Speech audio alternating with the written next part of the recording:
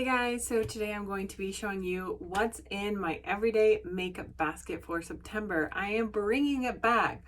I used to do this every month for many years, and somehow when I came last summer, I just stopped doing it. There are so many things I was trying to figure out. My life has just been chaotic, and I'm just not going to wait for it to settle down because 2020, it's not going to. So I was going back through some of my old videos and just thinking, like, what are things that like were staples in my channel that I just don't do anymore? Because I know that I only have like 1% of people who are subscribed to me watch me, but hopefully can we double that? 2% maybe?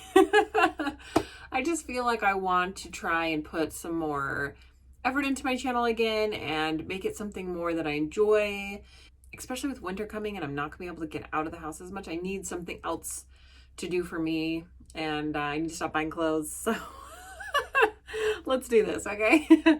So I actually have a cute little basket here that has all my stuff in it. It's like overflowing. I know I have too much makeup, but it is what it is.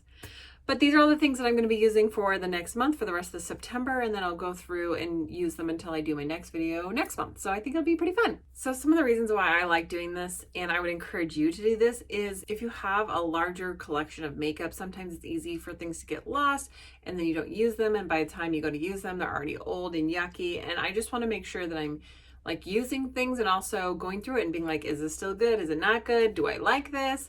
Because honestly, there's not a reason to keep something if it just doesn't work for you. If the color isn't flattering on you, if you just don't like the texture of it, it's just not worth it to keep. So this is kind of my way I can go through, and at the end of the makeup basket, I can be like, this worked, this didn't, you know, that kind of thing. So let's start off with some face products. So first of all, for primer, I'm going to be using this Cover FX blurring primer. I really like this stuff. When I run out of it, I'll probably repurchase it. I don't have it on today because I did my Shop Miss A makeup look with this, but it's the best to get in. See how you can see these pores right here? And I do have a lot of highlighter on, but it's really good at camouflaging those. And when I use this stuff, it just is so good. So no matter what other primer I use, I love this stuff. I have the Smashbox Photo Finish Primer, but that is almost used up. So I was going to grab I was gonna try some of this No Pore Face Primer out of the two Shop Miss A ones. I think this was my favorite. So these will be my priming choices. So for foundation, the one that matches me the best is the Tarte Face Tape. This is a very good full coverage foundation. I also want to do a tutorial with this on how I make it work with a mask, because this has been my best choice. I also have my Pretty Fresh moisturizer, tinted moisturizer from ColourPop. This is great for those days where I just want a quick something at home, a little bit of coverage, but I don't want to do a whole lot. So this is kind of like my two extremes, I guess. These are going to be the two foundations I'm going to be using the most. Also, I'm going to try to get some use out of this buildable satin foundation. I think it will kind of match me right now. This is kind of in between these ones, and I want to use this before my suntan goes away and I am paler again and it wouldn't work. So these are my foundation picks. And let's see, powder. I've got two powders. One is my Pacifica powder. This is one I repurchase over and over. I really like this, but I've also been using this Manna Kadar powder. This is one I got in a American Influencer beauty box, and I used it just recently just to touch up my T-zone because it was looking pretty shiny, and it works really good. So I do like this, so I'm going to be using both of these. For, let's see, some highlighter, blushes, bronzers. This is one of the darker bronzers I have. This is the Too Faced Chocolate Soleil. And so again, it's a good bronzer for me to use right now. I've got other ones that are better for when I'm a little bit fairer skinned. This Pure Bronze and Brighten, this is in the shade Dreamer. These are all very shimmery, but I can use this if I feel like I want a little extra glow. This highlighter is stunning. And I also really like this blush. It's great when you just kind of want a more peachy tone to your cheeks, which I think I've gotten into so many neutral blushes. I forgot that I actually really like a peachy blush. It's hard for me because with mask wearing, I just don't get as much use out of like blushes and bronzers and lip products. But I'm home most of the time, so I want to make sure I'm getting ready because I just really enjoy it. Why not, right? So then I have a Becca highlighter. This is Prosecco Pop. Again, this is a little deeper highlighter for my skin tone, so it's a good choice for right now. And then for those days where I want to be a little bit more subtle, I have the Essence Pure Nude. I did grab a cream highlighter. This is the AOA Studio Dewy. And this is really nice. It's what I've got on, and I feel like it makes a nice little base to layer with to make it last a long time. So I got that little one in there as well. For my face spray, I still think this is my favorite. I know this is like cheap, but it works really good. This is the CoverGirl Outlast Active, and the stuff is one of my favorite face sprays. So I definitely need this. I've got a concealer. This is the AOA Studio Liquid Concealer in the color Sand. This concealer has been really good. I mean, it's what I have under my eyes. I have no creasing. I've been wearing this for like 6-7 hours, and it's $1. I also like that it's not too drying. I feel like it's good when you have a little bit of fine lines. I'm starting to get kind of older, guys. I don't know how I feel about that. So, a couple blushes. So I've got this AOA Perfect Blush. This is kind of a little bit deeper blush, but I think it's really good for that, like, I went outside, it was a little chilly, and I got like a little flush cheek look. I don't know. I just think that's cute. This is a NARS blush. This is Impassioned. This is a very subtle blush. It doesn't look like anything right now in the pan. It just looks blob, but it's actually really nice for just a very neutral, natural, everyday look. And then I got another deeper blush. This is Love Flush, Your Love is King. It's one of those that I feel like is a deeper fall toned, winter toned blush for me. It's a little bit more pigment, so I grabbed that one as well. All right, so a few little odds and ends for eyes. I've got the Amuse eyeshadow primer. This is more of like a painterly type paint pot primer. That's what I've got on today, but I also really like my Anastasia, so I've got both of those. And the Stila Smudge Pot. If you have a hard time getting eyeliner to stay in your waterline or just in general, this one is really good. It lasts forever. And this is in the shade Black. It is so good. It's a waterproof gel eyeliner. Let's see. So for eyeliners, I did get, so I've got a couple of these Shop Miss A liners. These are the Artista. I have the blue one on right now, but I also grabbed the green one because I feel like these are great fall-y type colors. I don't know why. I just feel like blues and greens and stuff will be really nice. And then I did recently get a free tattoo liner. I got this as a gift from work with this mascara. So this is from KVD Beauty, used to be Kat Von D, but we're just emphasizing the KVD Vegan Beauty now. That's what it is. So this is a tattoo liner, which is their original formula, which is like famous. I've used it before. It's really good. This is a mascara that is new to me. It's called Go Big or Go Home. Honestly, it has a giant brush, but it's really good at separating your lashes.